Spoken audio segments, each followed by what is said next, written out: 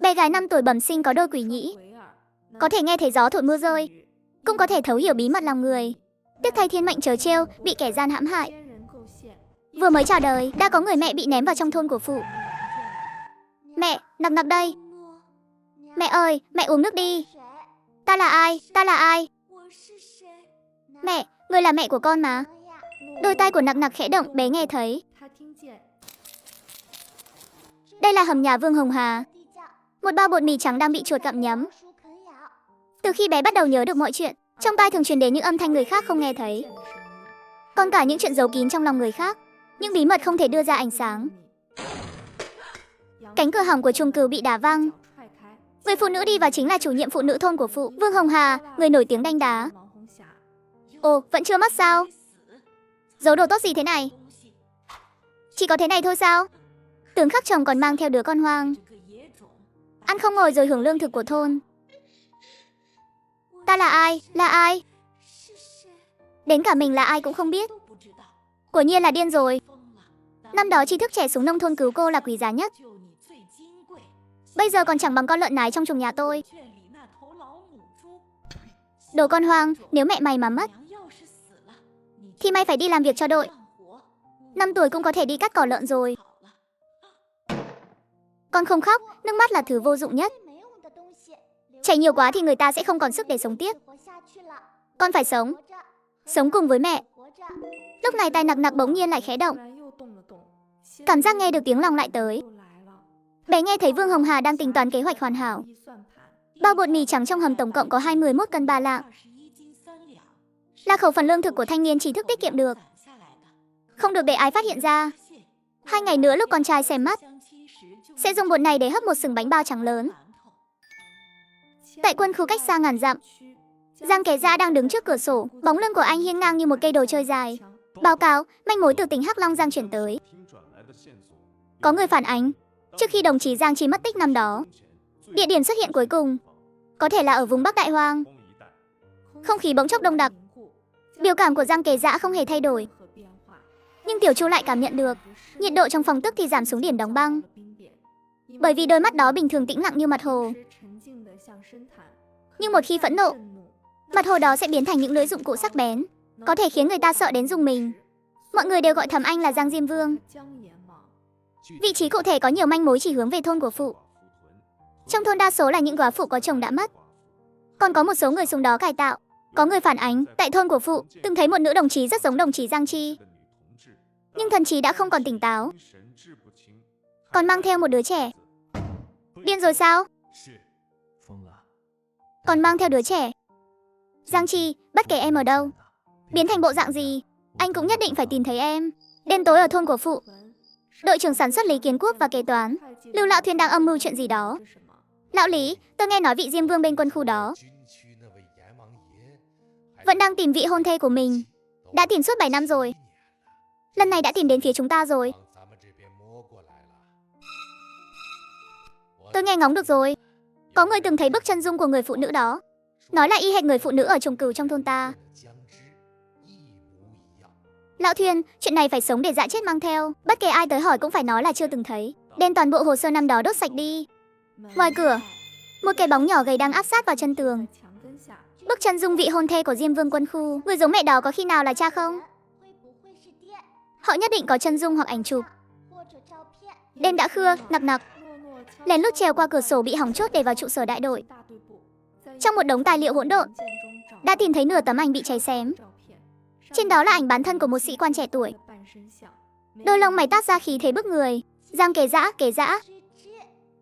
Giang Diêm Vương, ông ấy chính là Giang Kế Dã. Nặc Nặc vừa căng thẳng vừa hưng phấn chạy về chuồng cừu. Mẹ ơi, con tìm thấy cha rồi. Con nhất định sẽ đưa mẹ đi tìm cha. Nửa đêm nửa hôm còn la hét cái gì? Vương Hồng Hà vừa rời khỏi bàn tiệc đi ngang qua bên ngoài, vừa vặn nghe thấy tiếng động, liền đá cửa xông vào. Được lắm, giấu kỹ thật đấy.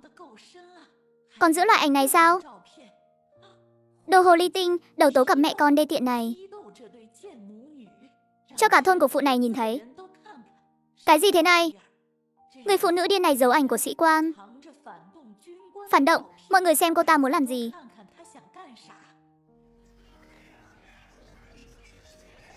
Nói mau, tấm ảnh này từ đâu mà có? Lý Kiến Quốc hắng giọng. Vấn đề của đồng chí Giang Chi rất nghiêm trọng. Tàng trữ loại ảnh này, tư tưởng chắc chắn có vấn đề. Nhưng thôn chúng ta luôn chú trọng trị bệnh cứu người. Thế này đi, bắt đầu từ ngày mai, cử đồng chí Giang Chi đi đục băng ở sông Hắc Thủy. Lao động là cách cải tạo con người tốt nhất, để cô ta tự kiểm điểm lỗi lầm của mình trong lao động. Vương Hồng Hà cười tê tét, lộ ra hàm răng vàng khè.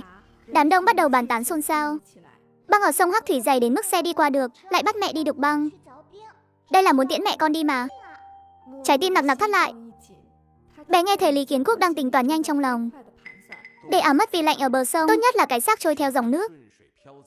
Khi Giang Diêm Vương tìm tới đây, cứ nói là tự sẩy chân rồi đăng xuất dưới nước. Bột mì trắng bên trong viên gạch thứ 3 dưới gầm bếp. Không được để ai biết. Đội trưởng, con nghe thấy ông nói mê lúc ngủ. Ông nói viên gạch thứ 3 dưới gầm bếp nhà ông có thể nhấc lên. Bên trong giấu bột mì trắng. Tuyệt đối không được để ai biết. Đám đông xôn xao như nổ tung. Mày nói bậy bạ gì đó? Còn thím Vương nữa. Trong hốc tường dưới hầm nhà thím cũng giấu một bao bột mì trắng 21 cân bà lạng. Định 2 ngày nữa cho con trai xem mắt sẽ hấp bánh bao trắng lớn. Đám đông nổ tung lần thứ 2. Đồ con hoang. Mày nói láo, được lắm Vương Hồng Hà. Lần trước chia lương thực cô nói chỉ có mấy cân bị chuột ăn. Hóa ra là bị cô tham ông rồi. Giấu bột mì trắng, ăn chặn lương thực của thanh niên trí thức. Hèn gì lần trước con thứ 2 nhà bà ta xem mắt. Bánh bao bưng ra lại trắng như vậy. Tôi còn đang thắc mắc, sao năm nay nhà đội trưởng Lý không kêu khổ. Phải kiểm tra, truy cứu đến cùng. Lý Kiến Quốc và Vương Hồng Hà bị những xã viên đang phẫn nộ vây quanh. Rồi vào nhà để khám xét. Mau chạy thôi, trong lúc hỗn loạn. Nặc Nặc nhặt tấm ảnh lên. Nhân cơ hội kéo mẹ chạy ra khỏi đám đông. Chuông cừu không thể quay về được nữa. Con phải đưa mẹ đi tìm cha. Nặc Nặc dẫn theo mẹ. Dựa vào trí nhớ chạy trốn vào sâu trong rừng núi. Lúc đi nhặt củi mùa hè, bé từng thấy cái bẫy bỏ hoang do thợ săn để lại để bẫy lợn rừng. Cái hố đó có lẽ có thể giấu người. Mẹ bắt đầu sốt cao, hôn mê bất tỉnh. Nặc Nặc bé nhỏ cúi người cõng người mẹ gầy yếu, nhích từng bước một, mỗi bước chân đều như dẫm trên mũi dụng cụ. Mẹ ơi, mẹ phải cố gắng lên. Chúng ta cùng đi tìm cha. Sau một ngày lặn lội gian khổ, hai người cuối cùng cũng thu mình trong hố đất tạm nghỉ ngơi. Con súc sinh nhỏ đó chắc chắn không chạy xa được đâu. Tìm thấy rồi thì không thể để nó sống được nữa. Nó biết quá nhiều rồi. Là Lý Kiến Quốc và Vương Hồng Hà, họ đổi tới rồi. Tiếng bước chân cứ quanh quẩn bên miệng hố. Toàn thân Nặc Nặc căng cứng. Tiếng tim đập mạnh như đánh trống. May quá họ không phát hiện ra. Tiếng bước chân xa dần. Nặc Nặc gục xuống đáy hố. Mồ hôi lạnh thấm đẫm toàn thân. Bé thở hổn hển. Mẹ ơi, cha đang tìm chúng ta. Cứ thế này mẹ sẽ sốt hỏng mất. Nặc Nặc bỗng nhớ ra điều gì đó. Trước đây nghe góa phụ Lưu từng nói, nắm mất mùa không có thuốc, xi dâu của trẻ nhỏ có thể giữ được mạng. Không biết là thật hay giả. Cứu mẹ là quan trọng nhất. Nặc Nặc nhặt một cành cây nhọn, rạch mạnh một đường vào cổ tay mình để xi dâu chảy ra. Mẹ ơi uống đi, uống xong sẽ có sức thôi. Chúng ta đi tìm cha. Giang Chi liếm một cách vô thức. Sau đó như bị bản năng thôi thúc, cô ngậm lấy cổ tay con gái. Một lát sau, nhịp thở của mẹ dường như đã ổn định hơn một chút, rồi chìm vào giấc ngủ sâu.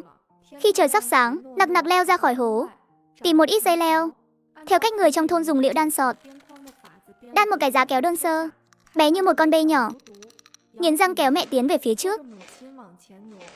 Dây thừng cứa vào da thịt, đau rát như lửa đốt. Mỗi bước đi đều dùng hết sức bình sinh. Không biết đã đi bao lâu, tay Nặc Nặc khẽ động là tiếng người. Ở phía trước bên trái khoảng 1 dặm, băng qua một bụi cây thấp, một căn nhà gỗ nhỏ hiện ra trước mắt. Ồ, đứa nhỏ này từ đâu tới vậy? Nặc Nặc không nói gì, vẫn nắm chặt dây thừng. Ông lão quay người vào nhà, lấy ra một củ khoai tây nướng. Ăn đi. Cái bụng của Nặc Nặc không tự chủ được mà kêu lên một tiếng. Nhưng bé không nhận ngay, bởi vì bé đã nghe thấy tiếng lòng của ông lão. Đứa nhỏ này, đôi mắt sáng thật, diện mạo cũng ưa nhìn. Bán cho lão Lưu đầu núi, ít nhất cũng đổi được 20 cân tem phiếu lương thực. Lòng bàn tay Nặc Nặc lập tức đổ mồ hôi lạnh. Bé lập tức tỏ ra vẻ rụt rè vốn có của một đứa trẻ 5 tuổi. Cảm ơn ông ạ. Cháu tên là gì? Từ đâu tới vậy? Nặc Nặc không trả lời, chỉ khẽ hỏi ông lão. Đi về phía nam có phải có các chú bộ đội không à? Phía nam là quân khu. Xa lắm, còn đang thiết quân luật nữa. Cháu không đi được đâu. Nặc nặc cúi đầu. Lại nghe thấy ông ta tính toán, đứa nhỏ này hỏi quân khu làm gì. Kệ nó đi, cứ giữ nó lại đã. Rồi đi gọi lão Lưu đầu núi tới. Trời tối là có thể thu hoạch rồi. Cảm ơn ông, cháu đi ngay đây. Trời sắp tối rồi. Trong rừng có chó sói đấy. Hay là nghỉ lại chỗ ông một đêm đi. Không ạ, tụi cháu còn phải lên đường cho kịp. Trời đã tối. Nặc nặc tìm thấy một hang núi để đặt mẹ nằm nghỉ. Sự tủi thân và mệt mỏi cùng ùa về. Nhưng bé không kịp đau lòng. Cảm giác nghe được tiếng lòng lại tới. Phía nhà gỗ, 20 cân tem phiếu, không thể nhiều hơn được. Vậy nuôi mẹ nó cho béo lên. Còn nhớ chỗ này thì có ích gì. Con phải nuôi mấy năm nữa mới làm việc được. Được rồi, tối nay ra tay. Nặc nặc.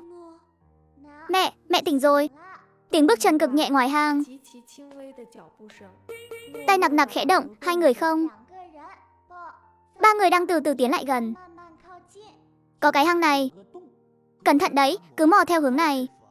Người phụ nữ đó đừng để bị thương. Con có thể bán đi nơi xa. Tay nặc nặc lại động đậy.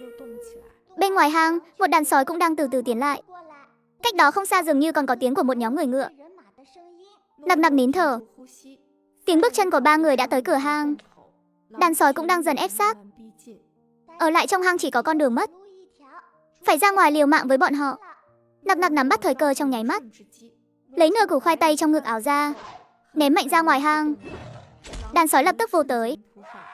Có sói, ba người kia sợ đến hồn siêu phách lạc. Vừa lăn vừa bò tháo chạy tán loạn. Nhân lúc sói bị thu hút, nặc nặc kéo mẹ dậy, lao ra khỏi hang chạy về một phía. Tiếng đồ chơi liên tục vang lên. Đàn sói chạy tán loạn. Nặc nặc khựng lại, người dùng đồ chơi là Trung đội trưởng. Vừa rồi bên này có tiếng sói hú. Trời đất ơi.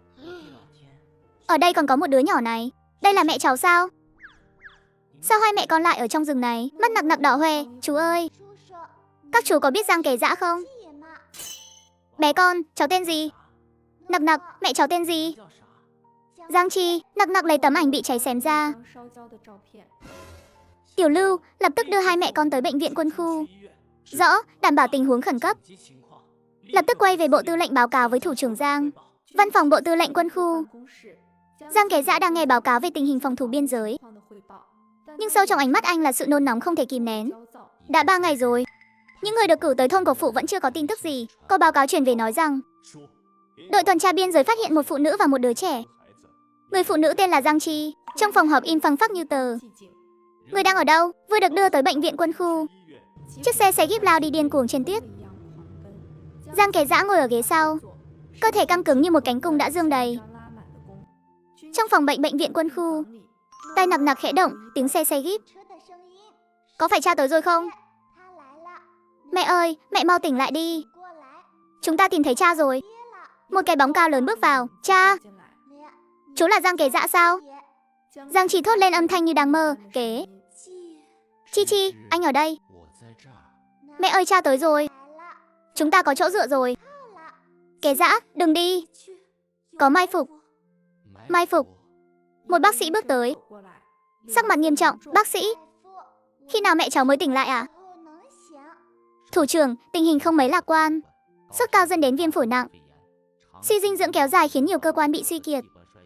Khi chúng tôi tiến hành kiểm tra, còn phát hiện có mảnh kim loại bên trong sau gáy cô ấy. Nó đang chèn ép dây thần kinh. Đồng tử của Giang Kẻ Dã co rụt lại. Có thể lấy ra được không? Rủi ro rất lớn. Tỷ lệ thành công chưa tới 3 phần.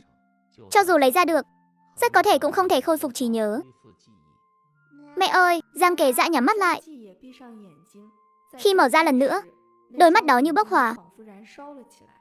Trên lệnh của tôi, điều động đại đội 1 của tiểu đoàn 2. Mục tiêu thôn của phụ. Rõ, Vương Hồng Hà, Lý Kiến Quốc, những kẻ xấu. Ở thôn của phụ, cha tôi sắp tới xử lý các người. Đại đội 1 đã tập hợp xong.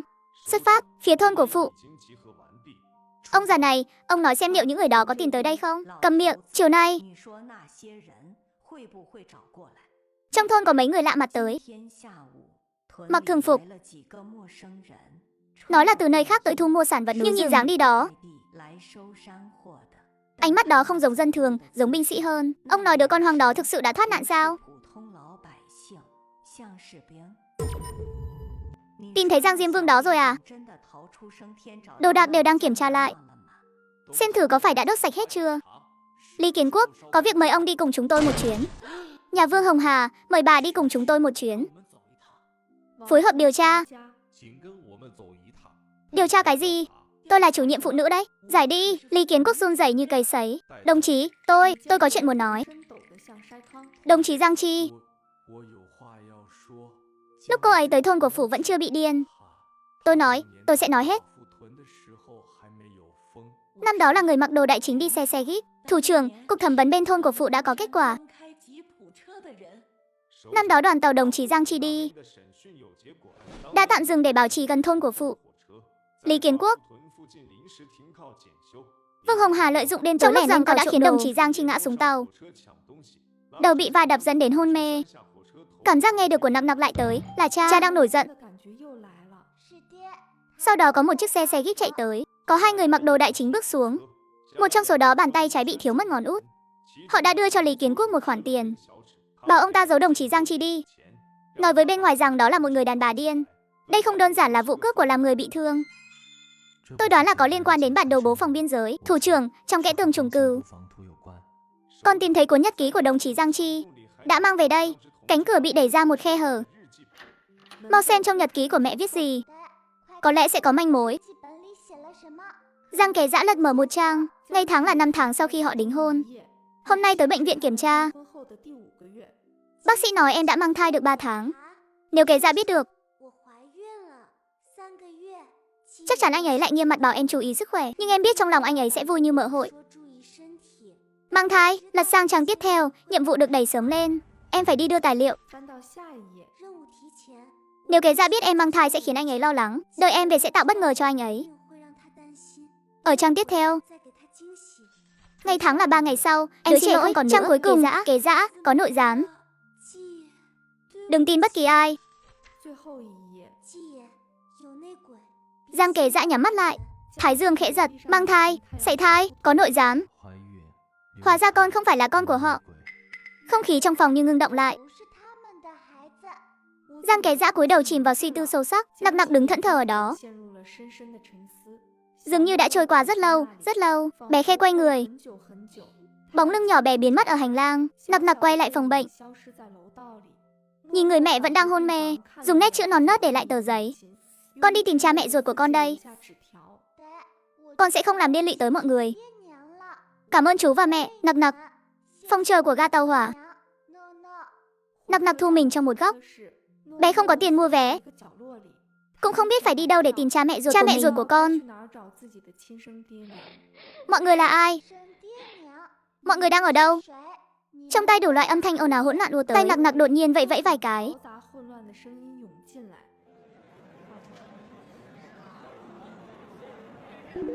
Bé nghe thấy một âm thanh khác biệt. Lô hàng này được đấy. 3 đứa, 2 nữ 1 nam. Đứa lớn nhất 6 tuổi, đứa nhỏ nhất 3 tuổi. Giá cả tính thế nào? Quy tắc cũ, tính theo cân. Phía cửa soát vé có một đàn bà mặc áo bông đang dẫn theo đấy. Chính là 3 đứa đó. Đồ kẻ buôn người. Trái tim Nặc Nặc thắt lại một cái. Giang Kế Dã vẫn còn đang suy nghĩ. Hoàn toàn không phát hiện ra Nặc Nặc đã âm thầm rời đi. Tiểu Chu. Tới phòng lưu trữ hồ sơ Nặc Nặc tất cả hồ sơ y tế trước năm mới. Chỉ cần bắt được những kẻ buôn người này, trừ hại cho dân, con sẽ không còn là gánh nặng của cha nữa. Biết đâu cha sẽ giúp con tìm cha mẹ ruột. Bé cắn môi. Âm thầm tiếp cận. 11 giờ đến nay. Chuyến xe cuối cùng, toa số 3. Điểm hẹn, thủ trưởng đã tra ra rồi. Ngày 17 đến 19 tháng 4 của 7 năm Giang Chi nhập viện vì sảy thai.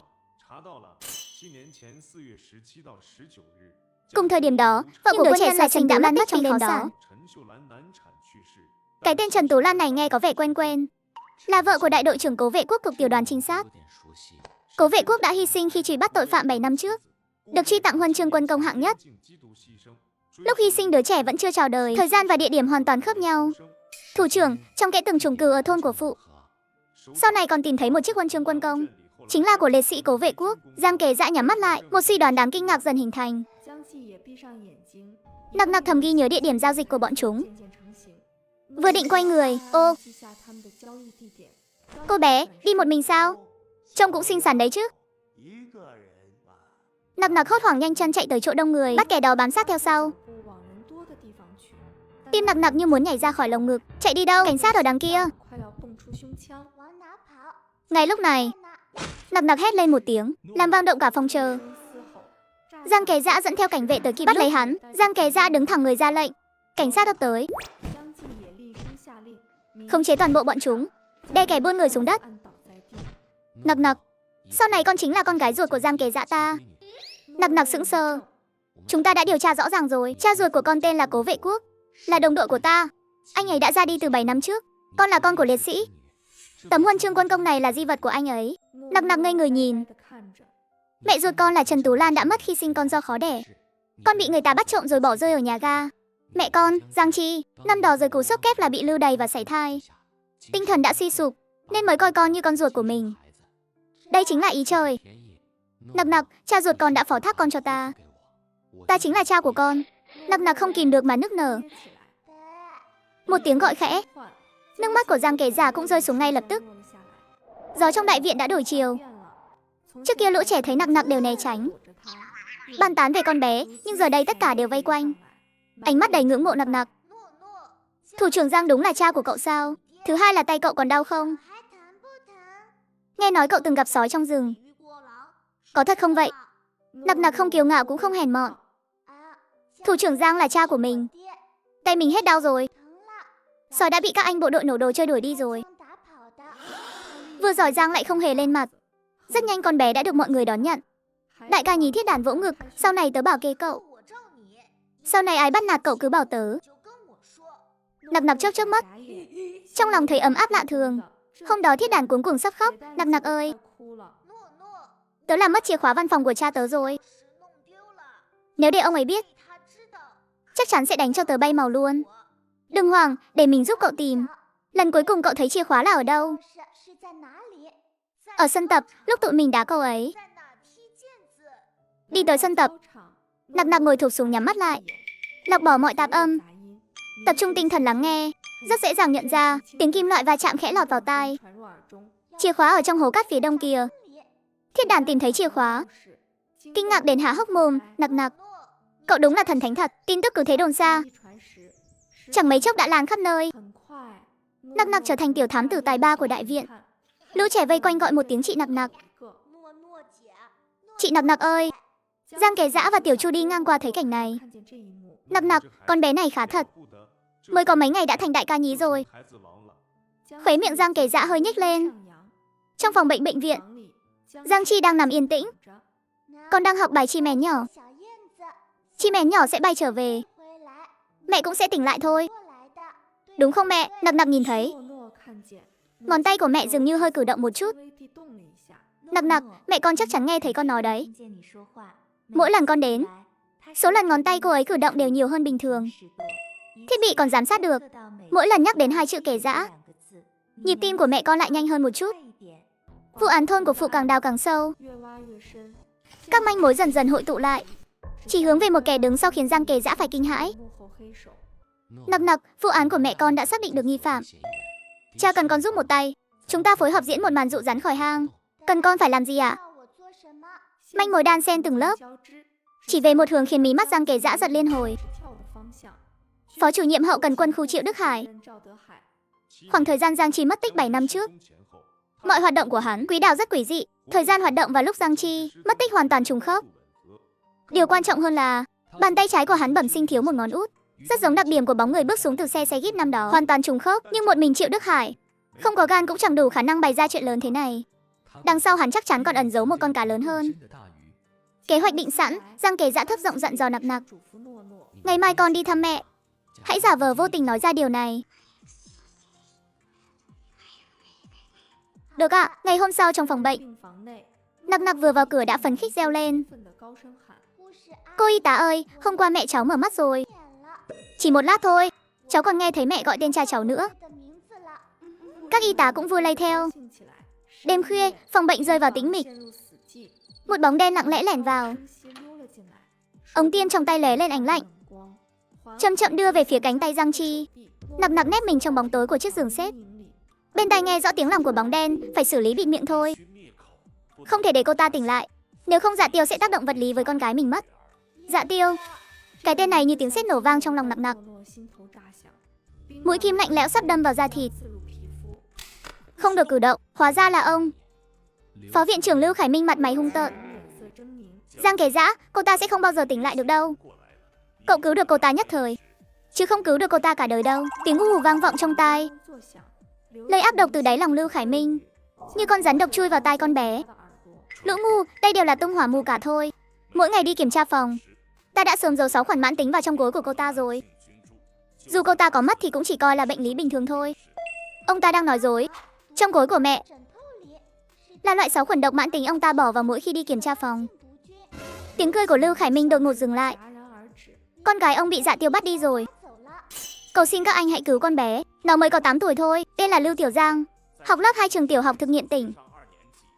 3 ngày trước đã bị người ta đưa đi trên đường đi học về. Ai đưa đi? Tôi không biết. Họ chỉ đưa cho một tờ giấy, nói con gái tôi đang ở trong tay họ, yêu cầu tôi làm theo chỉ thị. Trên tờ giấy có vẽ hình con cú mèo, viết chữ Dạ Tiêu. Mỗi lần liên lạc đều là đơn phương. Tôi không còn cách nào khác, chỉ có thể làm theo. Trong phòng thẩm vấn, 7 năm trước đồng chí Giang Trí mất tích. Có phải ông là người đưa tiền bịt miệng cho đám Lý Kiến Quốc để đánh lạc hướng điều tra không? Là Dạ Tiêu bảo tôi làm. Hắn đưa tôi 1.000 tệ, bảo tôi tìm Lý Kiến Quốc, bắt họ khẳng định chắc nịch là Giang Chi bỏ trốn theo trai. Còn nói nếu quân khu có điều tra thì cứ lái sang chuyện quan hệ nam nữ. Tại sao? Vì bản thảo chỉnh sửa của bản đồ bố phòng biên giới đó. Giang Chi lúc đó được lệnh đi giao tài liệu này, Dạ Tiêu muốn nó, nhưng không tìm thấy trên người cô ta. Nghi ngờ cô ta đã giấu đi hoặc đưa cho người khác, nên mới giữ lại mạng cho cô ta, muốn thả dây dài câu cá lớn. Sau này các người tìm thấy cô ta, Dạ Tiêu, sợ cô ta tỉnh lại sẽ tiết lộ bí mật, nên ra lệnh cho tôi nhân lúc trị liệu khiến cô ta ra đi tự nhiên. Dựa theo hồ sơ liên lạc chặn được, 3 ngày trước đúng vào ngày con gái ông bị bắt cóc, có một số điện thoại từ quân khu đã liên lạc với ông, đó là Triệu Đức Hải mang đến. Nhưng tôi nghi ngờ Dạ Tiêu thực sự có cấp bậc cao hơn hắn ta, ẩn náu trong tầng lớp lãnh đạo quân khu. Ông hãy nghĩ kỹ lại xem, còn manh mối nào khác không? Lưu Khải Minh suy nghĩ một lát. Có một lần Triệu Đức Hải uống say, nói người đó sắp lên rồi.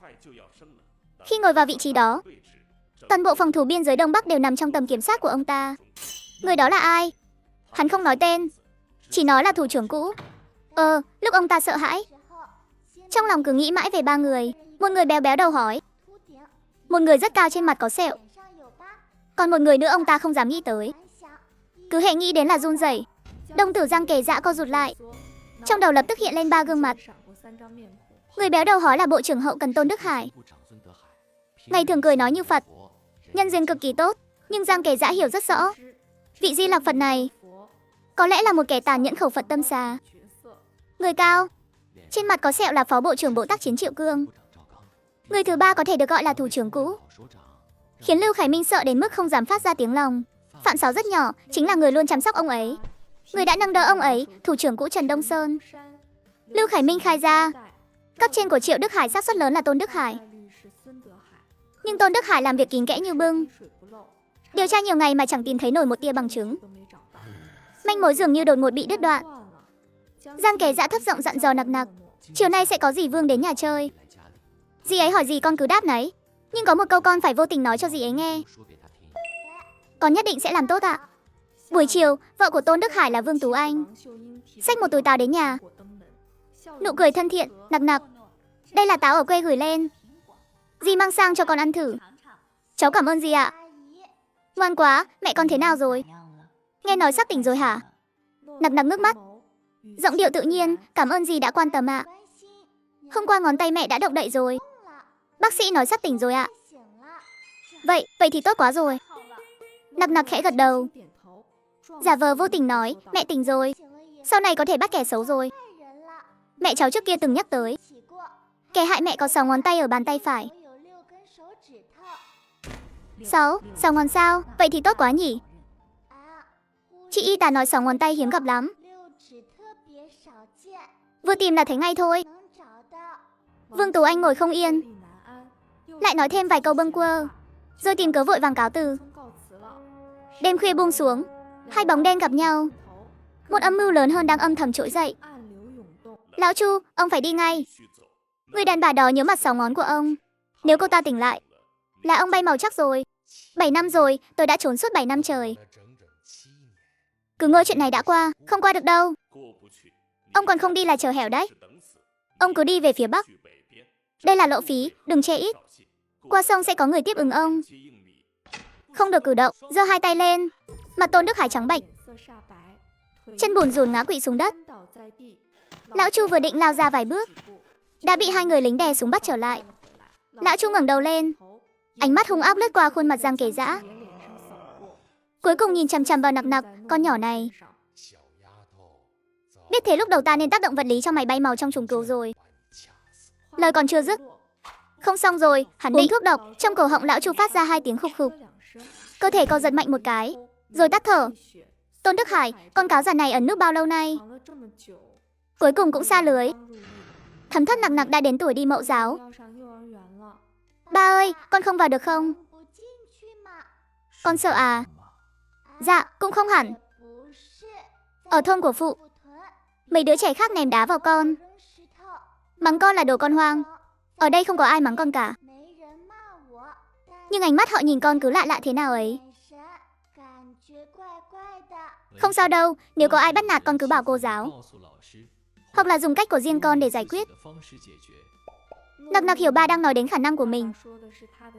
Con là Giang Nặc đúng không? Chào mừng con nhé. Cô giáo dắt tay Nặc Nặc vào lớp.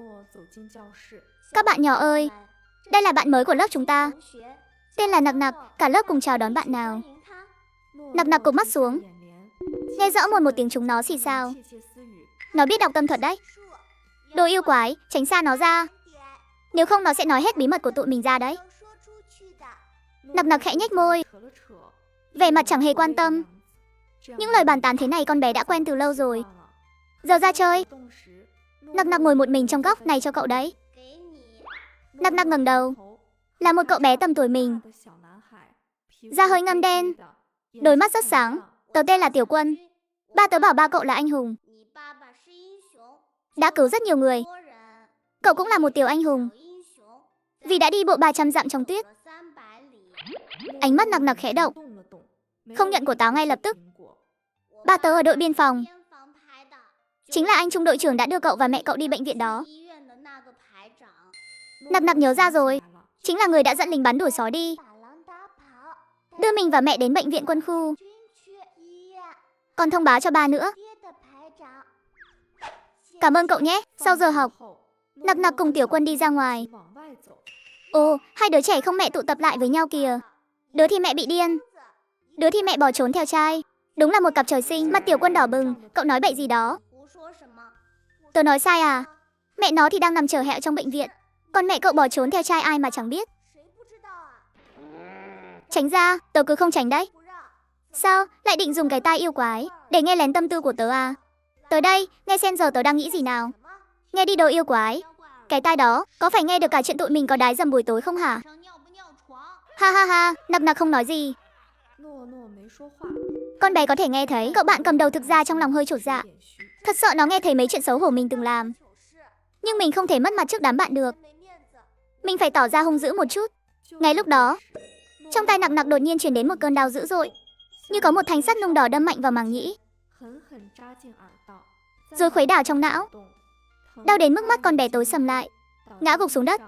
Con bé bị chặt tai mình, thân hình nhỏ bé co rúm lại. Giả vờ cái gì chứ? Cậu bạn cầm đầu tưởng con bé sợ rồi, càng đắc ý hơn, lao lên định đá một cái. Cậu định làm gì đó? Cút ra! Cậu bạn cầm đầu mất kiên nhẫn, đấm một phát vào mặt Tiểu Quân. Tiểu Quân lảo đảo một cái, nhưng không lùi bước, ngược lại còn lao vào. Mấy đứa trẻ khác cũng ùa lên. Nặc Nặc bịt tai, đau đến mức toàn thân run rẩy. Cơn đau trong tai càng lúc càng dữ dội, như có thứ gì đó đang sâu xé dây thần kinh của con bé. Con bé nghe thấy những ý nghĩ độc địa của đám con trai đó, nghe thấy sự sợ hãi trong lòng Tiểu Quân, nhưng vẫn kiên cường không chịu lùi bước. Nghe thấy tiếng bước chân của cô giáo đang chạy lại từ xa. Đủ loại âm thanh, đủ loại ý nghĩ điên cuồng ùa vào đại não, như dòng nước lũ vỡ đê. Anh! Cuối cùng con bé không nhịn được mà phát ra một tiếng thét đau đớn. Mắt tối sầm lại, không còn biết gì nữa.